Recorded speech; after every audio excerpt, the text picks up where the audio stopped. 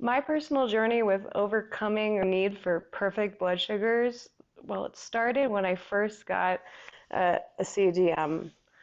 And although this was amazing technology, it started to cause a lot of problems for me at first because I was looking at my numbers all the time and I started reacting to every arrow that I noticed. And this became a real problem because I didn't give myself an opportunity to use my intuition and to respond to diabetes rather than to react to it. And while this information is supposed to be useful, what was happening for me is that every time I noticed an arrow going up or down, I had to do something about it. So I ended up overcorrecting in both directions. So if I was going up high, I ended up overcorrecting, and if I was going low, I ended up overcorrecting. And that hypervigilance started to create a lot of anxiety and mental stress for me. That was also becoming reflective in how I was managing my type 1 diabetes. There came a point where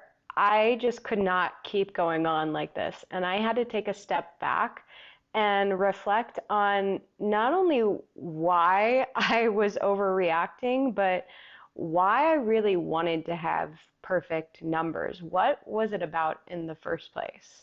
What was the feeling that was driving the need? Was it about diabetes? Was it about type 1 diabetes health and my longevity? Or was it about something else deeper within me, like a feeling of inadequacy? When I loosened my grip and I allowed for more space for my blood sugars to normalize, and I took that information to make changes. For instance, if I noticed I was getting high at certain points with certain meals or certain types of foods, I learned to pre-bolus for my meals, or I learned to use other strategies to reduce the spike rather than just rage bolusing, is when you take a bunch of insulin and stack it over and over and over again, only to get low later. So when I loosened my grip on this and I allowed for more space, that tension that was behind my actions began to subside and my numbers improved. I want to hear from you.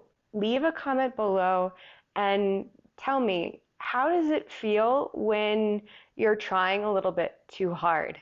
When there's rigidity in the control, how does that feel internally? Is there a sensation? Is there a thought? Is there an emotion present? And let me know about it.